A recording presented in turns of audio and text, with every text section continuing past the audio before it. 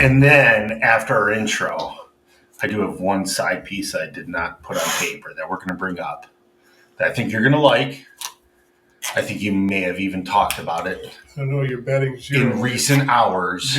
You're betting zero lately on things that you think I like. Well, I'm not saying that you would like, but that is intriguing, and I think our audience wants to know about it.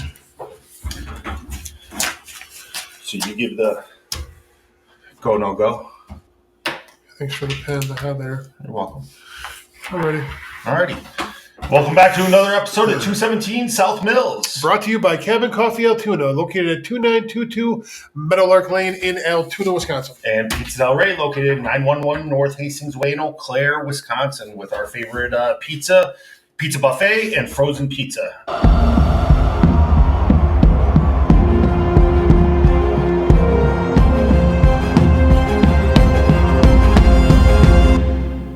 Joe, we are going to start the show off with what the hell's going on with these drones over our country. I don't know, but people want to know. It is all over the internet, and it drives me nuts. I'm a conspiracy theorist, just so the audience knows. I'm hardcore. I'm about to start wrapping my head with tinfoil and put the hat on. If it's government, why not come forward and say it's government? You know, it's a really easy solution. I would just shoot them down. So people are starting to do that. What? And I don't know if we're allowed to say that. I don't know if we have to say pew pew or shoot or gun or no gun or whatever the term is, but they are doing it. There's videos of them doing it. My thing is, come to Wisconsin. I would direct them love it. I would direct them to the ground, and it wouldn't take this long. Yeah. But it is absolutely insane. I just heard there was over 100 mayors in the city of New Jersey that met. The government's not saying anything. Weird. It's even so weird. I reached out to DJT, and he said, Donald, President-elect, he said that he wouldn't even comment whether or not he was briefed in the security briefing on it. Huh. So there, something's going on. But he said he feels the government should tell people. We got state troopers that don't know what to do. You got local law enforcement that doesn't know what to do. My thing is just, I'm not trying to say it's ET coming down. I've heard reports that possibly are they looking for something as severe as a dirty bomb? Are they just doing a trial run? Are they doing this or that? Why can't you tell the public? Not only that, if you look at our history of not doing shit, when China flew the balloons over the U.S. and we waited how long to shoot them down? I guess at this point in time, if I'm not causing great bodily harm to anybody, based on my training, I would eradicate the problem that's flying over my house without hesitation. I hear you. I'm just saying, me, though. It kept me up for about 9 minutes, 45 seconds past the time I wanted to go to sleep last night, and it really bothered me, and I was thinking about it as soon as I woke up this morning. I didn't know what it was about. Well, have you had drones flying over your place? No, but they're all over everywhere else, so who knows? They might be coming here soon. Yeah, I don't know. It's intriguing, and I think sitting on your hands and doing nothing, I would rather just take care of the problem. And in my mind, I'm viewing it as a threat, and that's how I would handle it. Eliminate the threat. Absolutely. I agree. Well, let's move on to something more exciting than the no drone. Packers got a huge win against the Seahawks on the road against the neon green Seattle Seahawks. Number one, hate those uniforms. Yeah. That to me is just it's like the one NFL team that wants to be college. I know they're in Washington, not Oregon, but I believe, if I remember fifth grade geography, they're close by each other, close by Nike. Yeah. It reminds me of a college team wanting to try and be different. I just could not, just like we hated the red on red at Wisconsin. Yep. Fluorescent green on fluorescent green, yep, with fluorescent green socks and fluorescent green shoes and fluorescent green gloves. Just too much. What if it's a psychological advantage that we don't know about? And maybe it is. Iowa maybe it's their the new puck, heat and fry. Absolutely. So maybe there's a lot of research that went into this and shows that fluorescent or neon green causes some sort of human trigger response that allows you to have slower response time because you're distracted by the flash of colors. I think the government's behind it, but probably. But they got a big win. Yeah, and I'll tell you what, The first thing that I was impressed with is, Josh Jacobs, 136 yards. I mean, obviously you get established a run. It opens up your entire offense, Bill, and that's a huge thing. And that seems to be the problem with, some teams is you get the run shut down, and then you become a one-dimensional offense where you're just throwing the ball. And this allows you to open up your playbook and allow your skill players and your offensive linemen to do what Absolutely, absolutely. And to your point, when you get to that point where you can't establish the run, on defense they're basically putting 3D linemen and dropping 8 guys back. Yep. So you're trying to throw the ball against 8 defenders. Yep. The other thing I noticed with the Packers, it just seems almost similar to the high school experience my son went through that we both got to watch vicariously. Was they're hitting on all cylinders right now, and it's the right time to be peaking. They started this game off with 2 drives for 2 touchdowns. They got Romeo Doubs back, who scored, I believe, the second touchdown of the game, powered his way through 2 defenders down on the end zone. They're just playing very, very good football, and especially in December, right before the playoffs, that's the type of football you want to be playing. Agreed. You're just trying to keep your sword sharpened. Again, at this point in time in the season, like you're battling injuries, your body's breaking down because it's been a long season already, and you have a long way to go. So you take the win, and it was a convincing win, and I thought they looked really good. And I think you're right. Peaking at the right time is right now, and let's just hope that they can carry this momentum and that their offensive line stays healthy, because that's where your foundation is. And obviously, you and me being offensive linemen, that's where our heart is always is, and it's where our mind always is. I don't watch the special team players, Bill. Exactly. We don't watch the receivers make catches. We don't watch the DBs making tackles. I'm watching the line. I'm watching 100%. The line combo blocks coming off on the back, picking up the blitz, like first steps. Why did he get beat? How did he get beat? Oh, he did that. I mean, they mess up the twist. Yep, absolutely. So playoff regards with the Packers, I'd say they have a 99% chance of making the playoffs. They're going to clinch a playoff berth with a win next Monday against New Orleans. Yep. So basically they're in.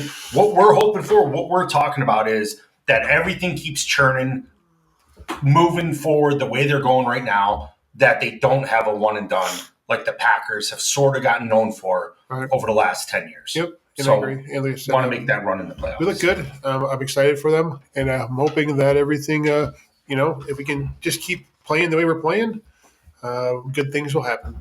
Sounds good.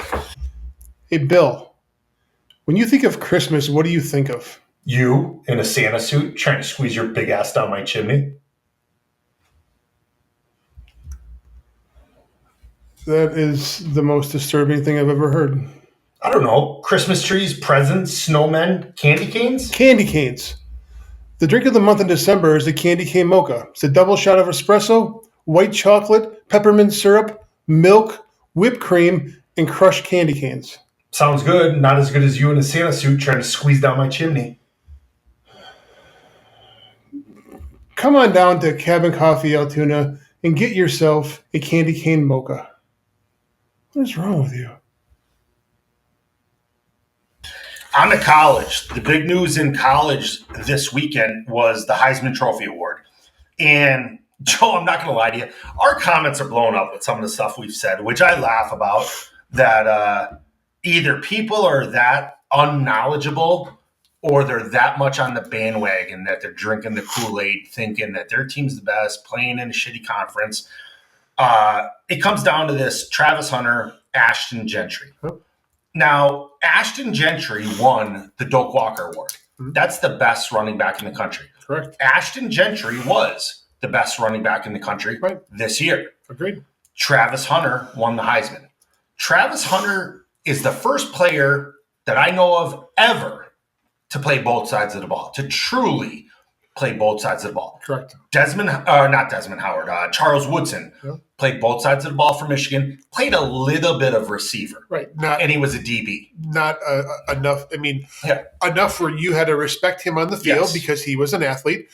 However, not the numbers that Travis Hunter. Just even talking snaps. Travis Hunter played 688 defensive snaps this year. Played 672 offensive snaps. That's insane. But back to people being blown away that Travis Hunter won the Heisman. They're like, oh, he should have won it. He should have won it. They're trying to come up with all this reason. They're trying to put stats up that he's first in every category for running back. Okay. Then they're trying to put all the stats of Travis Hunter.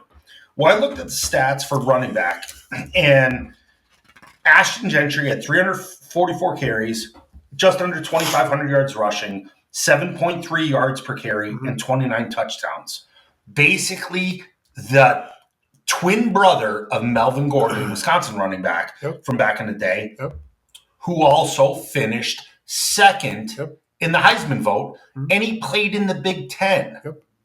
So people are saying, like, and my first thought that I want to say to all the fans, maybe if he played in a big conference, he'd get more respect. Maybe fans would know about him, because who the heck knew about him before if this record wasn't even close, nobody knew about him until he got close to the record. Right. People knew about Melvin Gordon week 1. I think against Nebraska this year that Melvin Gordon won the Heisman, he put up like 400 or 500 yards rushing against Nebraska. I was at that game. People knew, so was I. Don't try and story top. I believe I was there also. I'm just saying, like, we don't have to story top in front of the audience. I mean, we're both alumni. We both go to games. Like, my seats were better. Okay, they probably were. You know more people. There you go. People are scared of you. So back to my point, even if he was in a legit conference like the Big Ten or SEC, he's still not going to win the Heisman. Travis Hunter did something that college football and their fans have never, ever seen done before. Agreed. It was hands down. And people go, oh, he lost the fan vote. Fans are voting on popularity. Right. You know what I mean? Like, just because. So the criteria, I believe, is fans, press, and former Heisman winners. Travis Hunter won the other two. Right. So it's and which one's more important? Which two are is winning 2 out of 3. You win 2 out of 3, you win. Let alone the former Heisman guys, I'd say. I'd say the former Heisman guys. The players that have done it, that have been there, probably have a lot more clout than John Q. Public, who was third string safety on his 8th grade football team. Yeah. And again, I'm not knocking that, but you know what? These people have some expertise that maybe you don't have. Okay, they understand the commitment. They understand what it takes to. I mean, we specialized in one position, Bill. That's what we did. Offensive line. I didn't play D line. I mean, a little bit in high school. Yeah, and most of us didn't even play another position on the offensive line, let alone the other side of the ball. Yeah. So, it's absolutely crazy that people are even having this debate. And the numbers speak for themselves. The snaps on both sides of the ball speak for themselves. The notoriety. He number 1 recruit coming out of high school. Goes to Jackson State, has a losing season, rebuilds that. He believes in himself. Deion believes in himself. They both go to Colorado, have a losing season, turn it into a phenomenal season. Dude ends up winning the Heisman. So he got what he deserved. There's nothing in here that does not say this guy, for all the hard work that he's put in, all the time, all the dedication, holding his craft and another position, that this guy right here, hands down, deserved the Heisman Trophy winner. That's it. End of discussion. I don't care about your small school performances, okay? You're not playing people. You're not playing big competitive schools. It doesn't match up. I mean, I don't know how much more blunt I can be. Now there's the argument about Colorado as well, not playing as many big schools. But Colorado was constantly in the press because of one guy, Travis Hunter. And honestly, the number 2 guy would have been Shedeur Sanders, why they were in the press, because of the phenomenal things that he was doing. I mean, not taking anything away from Gentry. He's a phenomenal running back, and he's going to probably have a stellar career in the NFL. But this year, the Heisman, whatever you want to say the definition is, the guy that changed the game, the guy that was the biggest impact on the game, the guy that just all the notoriety was about, it was Travis Hunter. Agreed. Hands down. And you know what? Sometimes someone's got to come in second place. It's just the way it is. Yeah. No, I agree. And if you're butthurt about it, I'm sorry your feelings are hurt. But, I mean, to me, again, somebody who has our pedigree in football, they made the right choice. Yeah. Am I missing something here? No, not at all. Okay. Not at all. Next up, we got Tennessee having a bad playoff matchup for Ohio State. So basically, it's the way the playoff seeding happened. Ohio State's number 8, Tennessee's number 9, playing a home playoff game at Ohio State Stadium. I've heard everything from Ohio State is begging their fans not to sell it to Tennessee fans because they don't want to have it all blaze oranged out, all that stuff. The biggest thing that stood out to me is Tennessee's given up a national best 0.82 yards before contact. That's insane. That is unreal. I mean, we thought our defense back in the day, when we played, was pretty phenomenal, and it was. But that alone that's sick. It's unbelievable. Yeah. If you think about it, it's freaking unbelievable. So, and I haven't followed Tennessee much. I mean, obviously, it's not something that's been on my radar. Other than the Arch Manning situation. Absolutely. Yeah. With NIL and him getting paid. And, yeah. But, other than that, there's not, so good for them. And, but Ohio State looks like they're going to have their hands full. And their offensive line is struggling a little bit. They are. And we're going to talk about Ohio State in a few minutes here about a law that is potentially going to be passed. But before we get to that, the last thing I have on this note is people are talking about Ohio State's head coach Ryan Day should possibly be fired on the spot if they lose to Tennessee. And what blows my mind is looking at his overall record at Ohio State, he's 56-8. Looking at his Big Ten record at Ohio State, he's 39-3. Yep.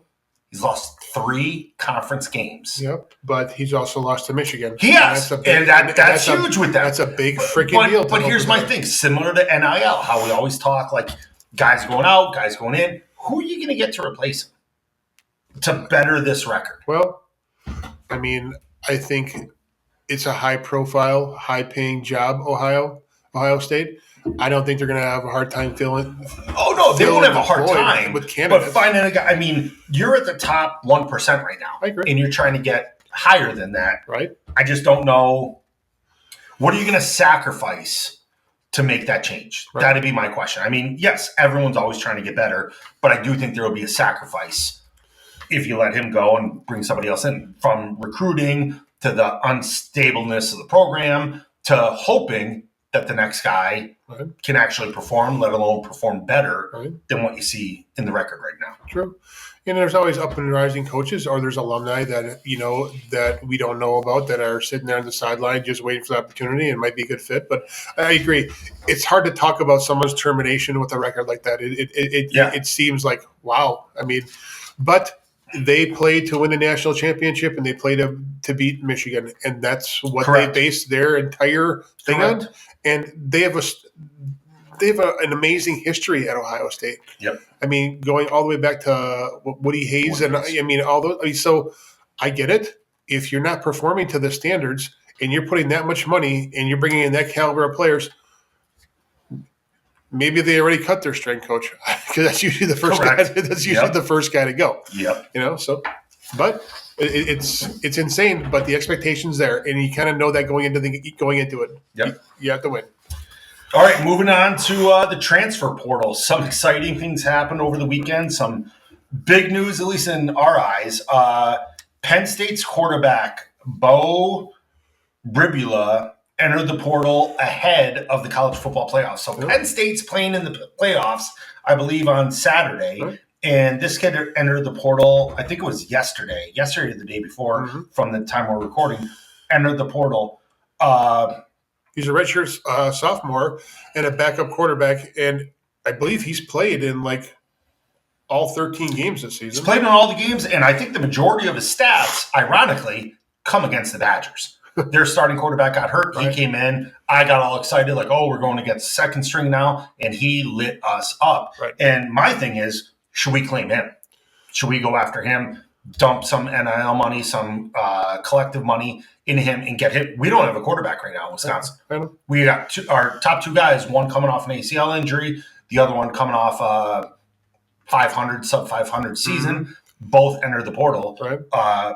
We need a QB, let alone we need a QB to be able to recruit the rest of our recruiting class, the receivers, the running backs, the O-line, to say we got a solid foundation here in a quarterback.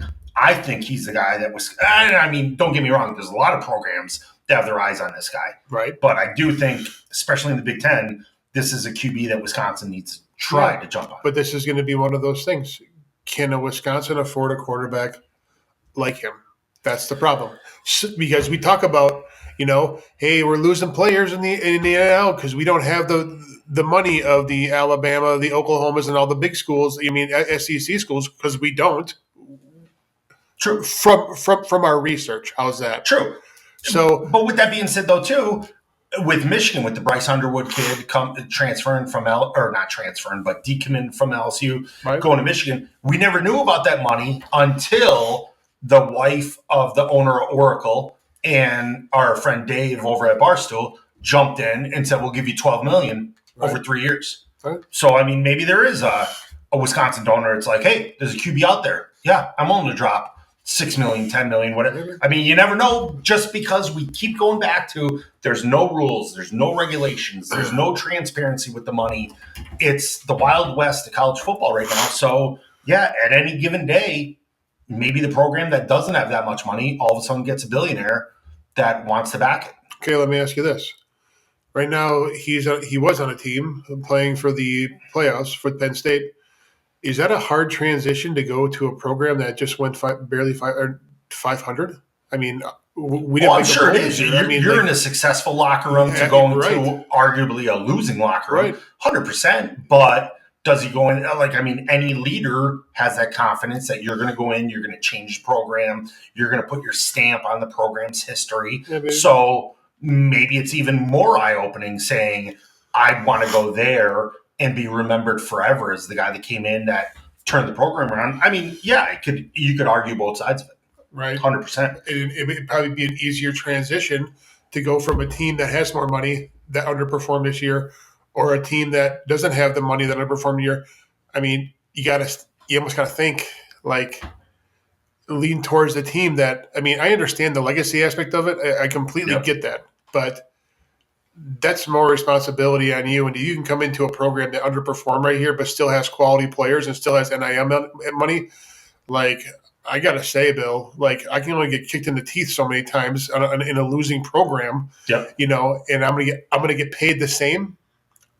You got to kind of lead heavy on the one that's got more money and has a better record. I agree with you. So, and speaking about getting paid, the other thing that caught my eye over the weekend was Florida's defensive star hit the transfer portal. Jack Pyburn, outside linebacker, gave a list of demands to the University of Florida.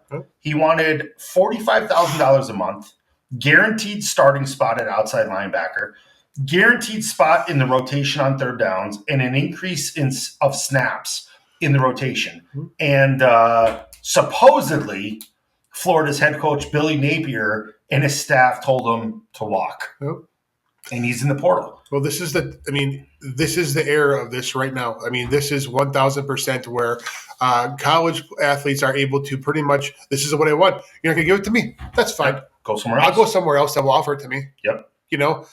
I mean, unfortunately, that's kind of the world we live in right now. Yep. So all right. I take that. I guess good for him for trying, and I hope he gets what he asked for. If you think you're worth it and someone's going to pay you to do it, then go out and get it because, again, I agree. Your window of opportunity is very, very small. And the rules allow for it right now. Right. So the rules say you can do it, go do it. Yeah. It's just, like I say, as a fan, as an alumni, as just somebody that enjoys football, I keep using, I think the best term for it is the Wild West of college sports. I know it is. It's crazy, and they have to bring rules and regulations back into the sport. Next up is Marshall. Yes. Marshall had a mass exodus to the transfer portal. So Marshall's coach took a job. He got a better offer, better pay, and he left. I think it was the day after he left. 29 scholarship players went into the transfer portal. Marshall was due to play Army in, I forget the name of the bowl game, but they were due to play Army in a bowl game, and they were both the Independence Bowl. They were both conference champs, due to play Army, and now the Independence Bowl had to find another team to play because Marshall backed out of the game. Right. That they lost 29 players, let alone 29 scholarship players. It's just, I don't know. It's between that and the next subject we're moving on to is guys opting out of bowl games. Forget about the transfer portal, just opting out for the NFL. And I honestly think the NCAA or whatever organization takes over for that shitty organization is going to come to 217 South Mills and be like, listen, we've been listening to you guys. You guys have a ton. You're making sense on everything you say. And we keep going back to there has to be a salary cap. There has to be contracts for players. And coaches' contracts need to be held accountable. I think one of the things for guys opting out of bowl games is that's got to be part of your contract. And agreed. If you have a contract, you are playing through the bowl game. Right. So let's say Cabin Coffee in Altoona is hosting a bowl game, right? I am putting my money up on here for obviously the players and everybody else because I'm a sponsor. I want the recognition. I want the TV time. I want the airtime. I want all the accolades. And now I'm paying for a product from the NCAA, and I'm only getting a 3/4 of the product that I paid for. Yep. Which in turn lowers the viewer rating, Correct. lowers the advertisement, the people watching advertisements. Mm-hmm. And with that being said, are you hinting something for next year that Cabin Coffee Altoona might be sponsoring a bowl game? I'm never against it. I'm just saying, I don't want to, if you don't want to air it live on today's show, we don't have to. But being a minority owner, you have to answer the door. Okay, I'm just saying, being a minority owner, I didn't know about this. Yeah. If we're going to sponsor a bowl game next year, this is why you're a minority. Could I go out there and carry the Cabin Coffee flag? I'm probably going to want somebody a little better looking and probably more agile. I mean, I know it's hurtful. I'm sorry, but I'm trying to go to the gym. I'm trying to watch what I eat. I'm just saying. And I need more of a face, okay? Let's face it. That's not the face of Cabin Coffee, all right? All right. Hey everybody, Bill Ferrario here, co-host of 217 South Mills. We've been getting a lot of requests, especially from my friends and family down in Florida, and technically people all over the country trying to figure out how to order this Cabin Coffee. And Joe provided us a way to do it. We've mentioned it on the show before, but I want to give you a little firsthand tutorial on what you're going to do. So right now, you are going to look at the link above and follow me. So you're going to go to Google, you're going to type in Cabin Coffee Altoona. Once you do that, just hit enter. You're going to see the website pop up on whatever search engine you have, Google or whatever. You see it right there. It's at the top, Cabin Coffee Altoona. We're going to click on that. You're going to be on the Cabin Coffee Altoona website. Scroll down to the bottom. You're going to see menus. And in the middle, there's going to be a bean menu. What we're going to do is click on the bean menu, and then you get to see all the different blends and coffees that are available. You're going to pick out what you want if you know right away what you would like to order. After that, remember the email, altoona@cabincoffee.net. altoona@cabincoffee.net. You're going to put that in your email for the two. For the subject line, I just put down coffee order so Joe knows when it comes up, it's a coffee order. You see my name there, Bill Ferrario. For the contact info, I did a dummy phone number because people are reaching out to us like crazy. That's our podcast phone number. And then lastly, you're going to put down what type of coffee blend you'd like. And Joe will take care of it for you. He'll reach out to you, and he'll get the order in the mail. Otherwise, put down what you typically drink, what you're interested in. Joe could talk to you via email or even give you a call and talk you through on what to order. Wish you the best. Enjoy that Cabin Coffee. Make it a great day. Well, how about a face? How about a face of college football? We got the face of the NFL, Bill Belichick, arguably the most notorious, glamorous, most wins, most Super Bowls, biggest turnaround coach of the NFL is dipping his toes into college football. You know, when I first heard this, my first thought is he's going to have to change his coaching ways because, you know, I listened to other people's podcasts and people who have played for him and under him. And, you know, he's that old school coach. And I'm not sure college in this arena right now, how college football is, that his coaching style is going to be able to hang because, again, coach hurt my feelings. I'm going to go to the transfer portal. He called me a bad name. He told me I'm never going to play here. He insulted me in some way, shape, or form. So I'm going to have to go, I can't take that to my ego and to my pride. So I'm going to have to go somewhere else. So I'm just as curious as everybody else how this is going to pan out because, like I said, I hope he does well there. I mean, he obviously has a track record for winning. He knows how to win, and I'm concerned about the players not being able to take his coaching. So it's funny. I 100% agree with you, but then at the same time too, I also 100% agree. If he was going to be successful, this is the only time he'd have a chance of being successful. Sort of for the same reasons you say he might not be. Being, if he doesn't like a player or a player cries, cut him, get his ass out, go pay another player. True. I feel we're going to see in the next week to a couple weeks to a couple months that NIL at UNC is going to go through the roof.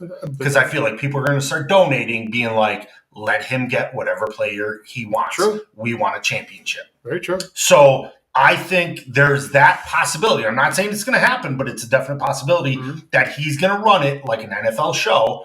Word is he's bringing in former NFL coaches to coach underneath him. And is that can be the next stepping stone to the NFL. Right. Imagine an NFL coach coming up to draft, talking to a Bill Belichick. What do you think about your right guard? Right. What do you think about your linebacker? How's your receiver? Yep. Is he going to make it at this level? Yep. Who's not going to take 100% validity out of what Coach Belichick says? Very true. At a college. He does bring a tremendous amount of clout with him, and he brings the Super Bowls, and he knows how to coach. But again, I just feel like this day and age with all the transfer portals, if hurt feelings equals I'm gone.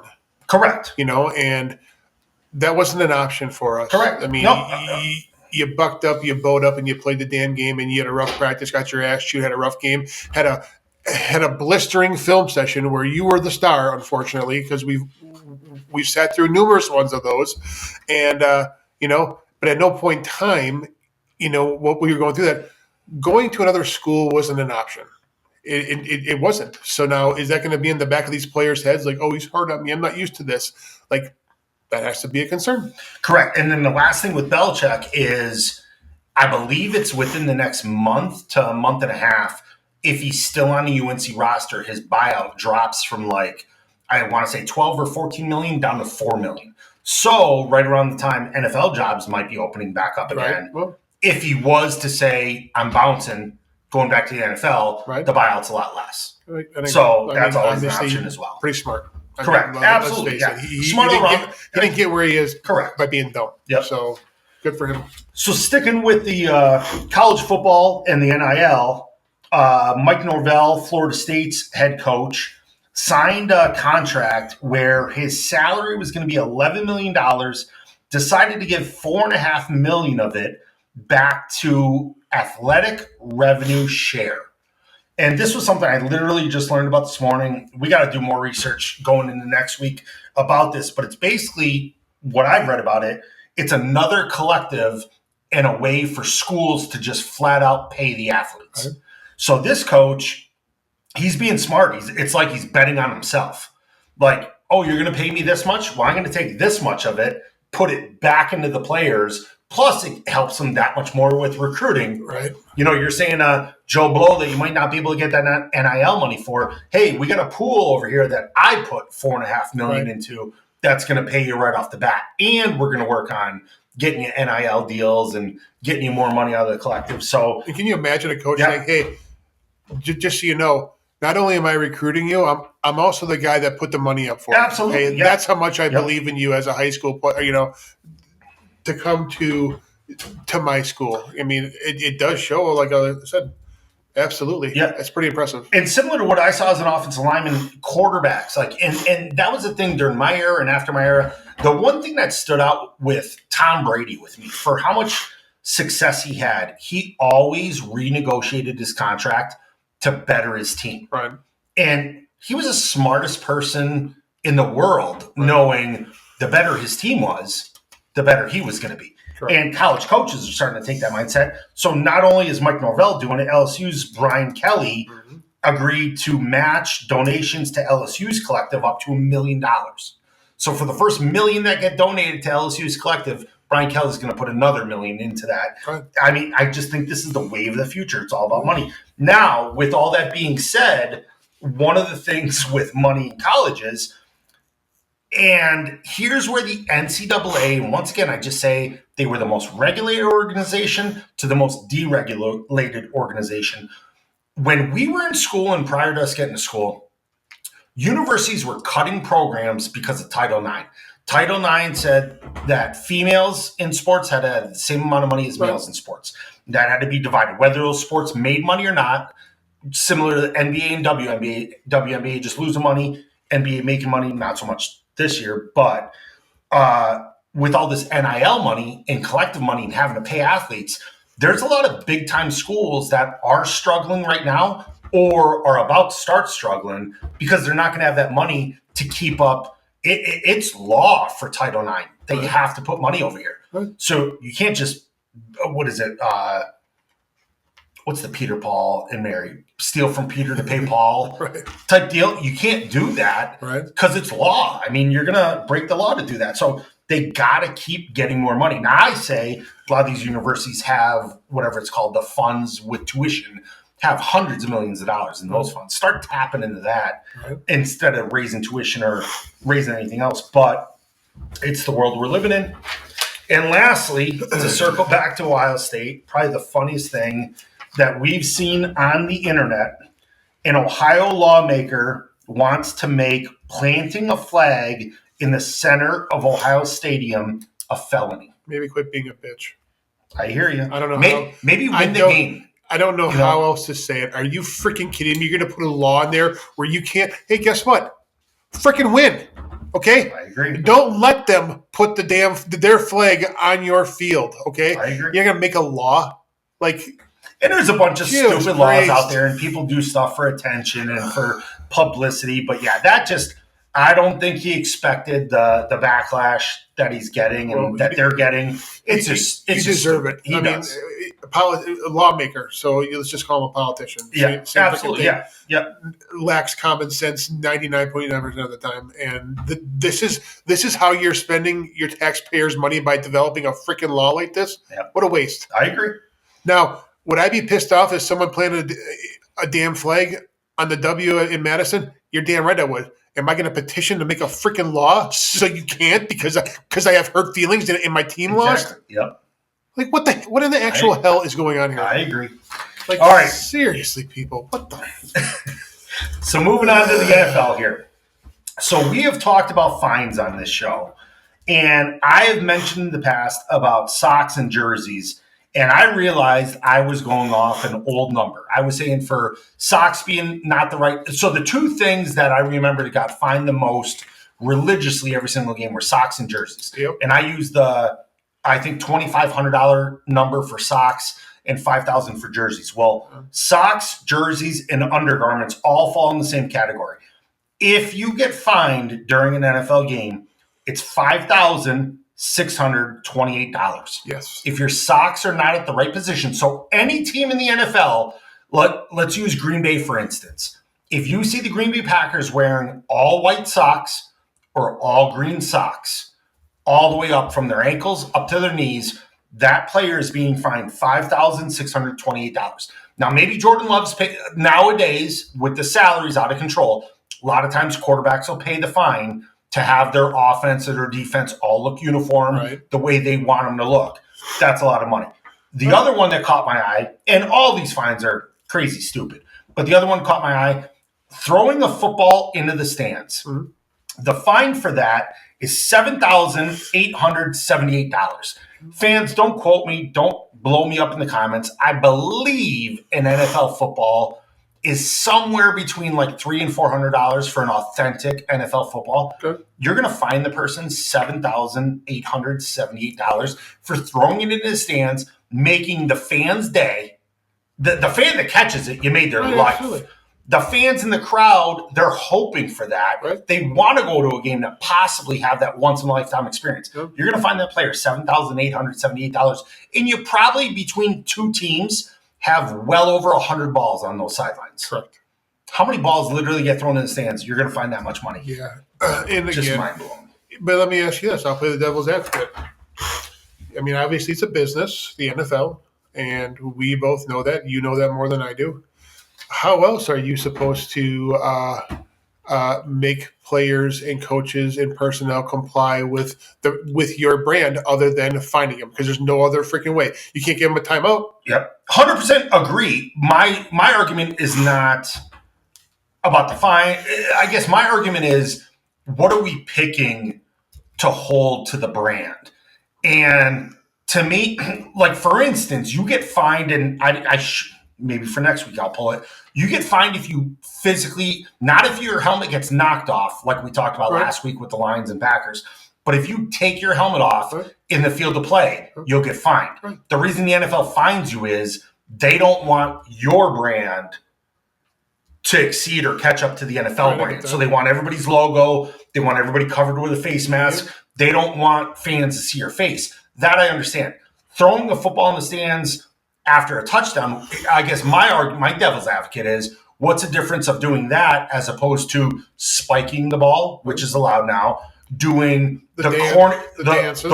I called it white girls. The audience blew up. How dare you? The white chicks dance from the movie White Chicks with the song Tricky in the background, Run DMC. What's the difference there? And it's one ball. It's only on touchdowns. Yeah. Maybe a rare play, but it's not that often. So that's my argument. That's what I agree with you, that you have to find them if you want it done, but it's just, to me, it's silly. And then, obviously, let's face it, it's a greedy organization, and they want the money. It's more money. And we go back to, and I am going to do digging on, where do all the fines go? Yeah. Because we've said in earlier episodes, I've never seen, Little Sisters of the Poor being like, oh my God, the NFL just donated $250,000 to us. Right. You never see that news article or news report. So where do these millions of dollars go that the NFL says goes to charity? I think it goes into like $150 muffins for breakfast, and at the New York office. At the New York office, got to have some, a couple caters like every week, and it's not like a hog trough cater. It's more like a 5-7-star breakfast and all the above. Yeah. So that's where the money goes, Bill. All right, this one's going to fire you up, Joe. Oh, I'm already fired up today. So we got 49ers linebacker Devondre Campbell. The 49ers had to ask the NFL how much could they suspend him. And they basically said they could suspend him for the rest of the year. Good.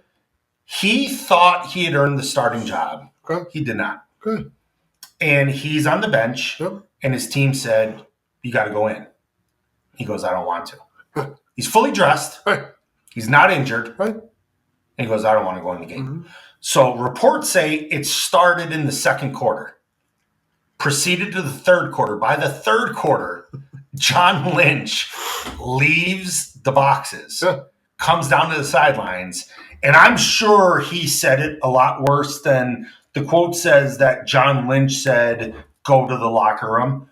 I'm sure there were a couple more expletives in there, but I hope, I rarely hope for negative things to happen to athletes. I hope this guy never plays on a football team again. Agreed. The 49ers, no player on that team wants to play with him. No coach wants to coach him. I don't know why another team would pick him up based on this right here. Yes. You just sealed your fate. I feel he's blackballed from the NFL. And by the way, John Lynch was a hell of a player back in the day. I can imagine. I mean, he was a stud and just ruthless. And I can imagine that this was not the words that he uttered. So the story behind this, and it was Jake Glazier, not in this article, but he had talked about it, that there was always this rumor about Red 47. That's what they call John Lynch when he gets mad. And players are like, what are you talking about? And they're like, if you know. Well, I guess players went up to Jake Glazier after their game, and they're like, we thought Red 47 was just a figure of speech. Like, we literally saw Red 47 on the sidelines. And I mean, I can't believe, to think about the little kids that are playing football, the high school kids trying to get to college kids trying to get to the NFL, and now you got a guy on an NFL team being asked to go in to help your team and saying, no, I don't want to. Like, I mean, I hope he's blackballed. I hope he never plays another down of football again. As do I. You just can't do that. And I just look at it like when we played under Coach Alvarez, would there ever been a time where he told you to do something and you said, I don't feel like it today? No. See, that right there that's him being above the team. I agree. hands down, Yep. and you're not going to win. You're not going to have a good team with that, and you're not going to be successful as an individual like And that. cut the Everybody cancer, else knows it. cut the Exactly. cancer out Yes. and be gone. Yep. And nobody wants to touch it. Who wants to bring a cancer Nobody. in their team? Why So would you? He's done. So, bye, Felicia. I like that. All right. I hate talking bad about Wisconsin Badgers. Yep. But we had Jonathan Taylor do a mind fart here. Yep. And had a 41-yard touchdown run, and he dropped the ball before he crossed the end zone. That I watched it and I cringed. I cringe every time I saw it, and this one hit a little extra hard because he's a former Badger. Yeah. And I'm just like, come on. He's a good man. kid. He's a good I mean, you read his quote, you could tell it hurt. It's a quote. It just can't happen no matter the game, no matter the scenario. Taylor later said, you could be up by 50, down by 50, playoff game, first game of the season. That should never happen. Correct. I think he knows it. It was a mental mistake. It was a big mental mistake in a big game. Arguably could have cost him the game. That was a big swing. And even he said in his post-game locker room press conference, they would have been up 6 points right there if that stood, which I think would have put them up 2 touchdowns at that point.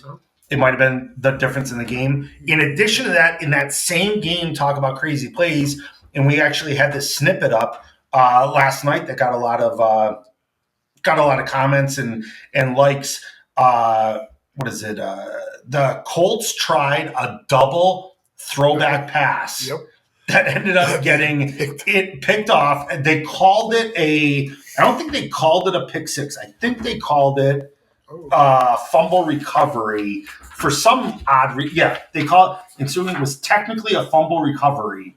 I'm not sure why, but they tried to throwback pass twice, did not work. The guy picked it out of thin air down like the big paragraph at the bottom, but ended up picking it, running it back for a touchdown. So 2 huge plays that turned the outcome of that game. Yes, and it's unfortunate. Like I said, Jonathan, we're a fan. Watch him grow up, and he's doing good in the league. He's had a hell of an NFL career. Yep. This is one road bump in his career, and it'll probably never happen again. Do you think it'll ever happen again? Hell no. He'll probably move on to Barry Sanders, handing the ball to the official from now on. Embarrassment is a hell of a motivator. Absolutely. It really is. And the last 2 things we're going to talk about is just mention the NFL MVP race and the Detroit Lions, which we've been high on. Well, the NFL MVP race, we got Josh Allen. It's basically his race to give away. I think a lot of that had to do with them beating the Lions. Now, with respect to the Lions, and we're just big Detroit Lions fans this year, big Dan Campbell fans this year, big Lions defensive fans this year. It's amazing the amount of players. I think it's like 16 or 20. I lost the number now. 24 players are on injured reserve. 24. So 24 players are on injured reserve through week 15 of the NFL season. That's insane, let alone just really quick. And I love going through the list. And I know my listeners or our listeners love listening to it. DN, D tackle, D tackle, DN, DN, D tackle, DN, D tackle, linebacker, linebacker, linebacker, linebacker, cornerback, cornerback, cornerback, safety. Then you get into wide receiver, O-line, and a kicker. And even the kicker's hurt. Even the kicker is hurt in Detroit. Yeah. Come on. But I'm going to put it out there, what I think we just witnessed was the prelim or the prequel to the Super Bowl. Right. I think we're going to see this game happen again. I mean, you both know it's tough to beat the same team twice. It is. I think Detroit is playing Buffalo in the Super Bowl. Okay. You heard it here from fans. Prove me wrong. Yep. And like I said, and can I just say again, we are fans of football. I'm such a fan of it, and I love seeing 2 teams that haven't been relevant in a while come back in and make this kind of an impact. I love the underdog story. I always will, from Rudy to everybody else. But this is the two teams that. I mean, the Bills haven't been good since I was a kid, and with Jim Kelly, and I haven't played, lost Super Bowls. The famous Scott Elwood missed field goal. I love losing Super Bowls. Yeah. That's all I remember of the Bills, and then obviously everybody knows Detroit Lions, and just the the hard years that they've had to put in and to be a fan. So I'm such a fan of both of these teams right now, just for where they've come from and how they're performing. And in the case of Detroit, that next man up, that's a hard position to be in, but they're doing it very, very well. 100%. 100%. Well, that wraps up another episode Of 217 South Mills. Are you going to just leave them there? Well, I was just taking a breather. I was taking a breather because I was thinking of when to tell you. I actually thought I forgot to hit record. And when you were saying your last thing, I glanced over at the computer and I was like, oh, thank God it's recorded. Yeah, that would be a all right. Time. Well, tune in next time, 217 South Mills. It's brought to you by Cabin Coffee in Altoona, Wisconsin. If you want fresh coffee, hit me up. Either call or you can send me an email with your order. I'll reconnect with you and figure out the pricing. I'll get it shipped to you that day or the following day. So let me know. And if you want the best pizza in Wisconsin, go to Pizza Del Rey in Eau Claire, Wisconsin. It's our favorite spot. Thanks again, folks. Thank you for listening to another episode of 217 South Mills. If you like what you heard, smash the like and follow buttons on Apple Podcasts, Spotify, Facebook, Instagram, TikTok, LinkedIn, and X. We'd like to thank our sponsor, Cabin Coffee Altoona. Tune in next time, folks.